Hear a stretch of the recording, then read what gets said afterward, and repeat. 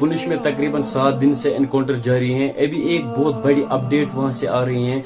कहा जाता है इन 7 दिनों में तकरीबन 6 रिबल्स को वहां मार गिराया है, और ये भी कहा जाता है 2 से 3 बंदे वहां जंगलों में छुपे हुए हैं और वहां अभी फायरिंग जारी है। दोस्तों मैं आपको वहां की हालात दिखाऊंगा, एक वीडियो क्लिप दिखाऊंगा वहां कैसे हालात है इस टाइम, वहां सिक्योरिटी फोर्सेस कैसे अलर्ट है। आप पहले ये वीडियो क्लिप देखिए, उसके बाद हम आगे इसके बारे में बात करते हैं।